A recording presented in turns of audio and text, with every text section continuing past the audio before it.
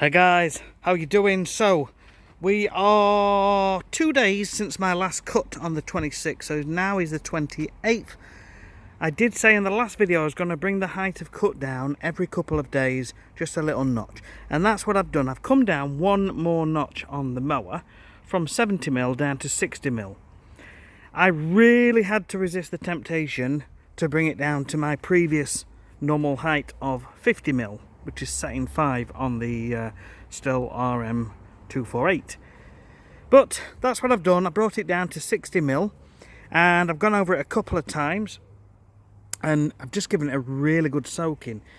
And I just want to point out a couple of things which have come to my attention. So here you can see some stress there.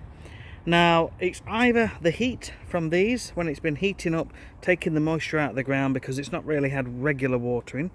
It's had a bit of watering from rain, and it's had a bit of watering from the next door neighbour that's done some watering of flowers, but they wouldn't have watered the lawn as regular as would be liked, but we never asked them to do that anyway. So the plants are faring quite well. They've been looked after quite well, and you can also see some stress there and over there. And also what you notice is areas where we've walked, it's not springing back up, so it's quite stressed there. Now I don't know if you can remember, but a couple of months ago we had an issue with the mower. There was some lights wrapped around that shrub and a little solar base at the bottom. I went over it with the mower and I basically killed the mower because oil started coming out. So some of this could be due to contamination in the soil, but we're just seeing how it goes. But anyway, when you walk on it and you put your foot in, if it's healthy, it'll spring back up. If it's drought stressed, it'll take a long time to pop back up.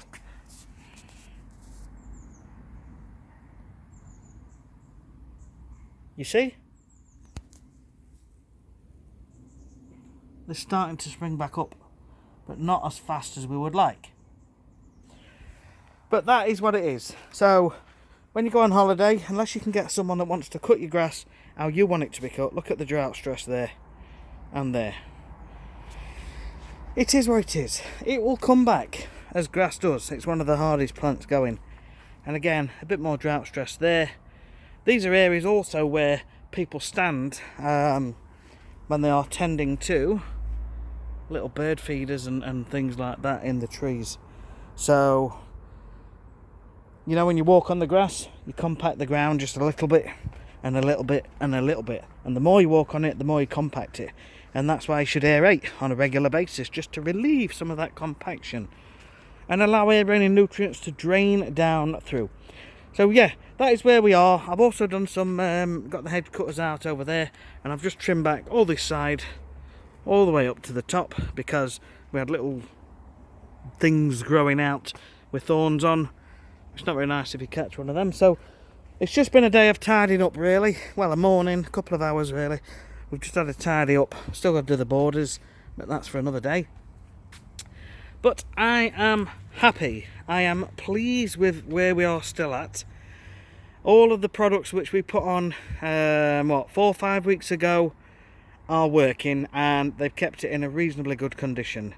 So now, in a couple more days, I'll go over it once more and reduce the height down to 50mm, and then I can get the cylinder mower on and get those stripes looking snazzy, and then we can move forward with getting the treatments on and getting it looking good.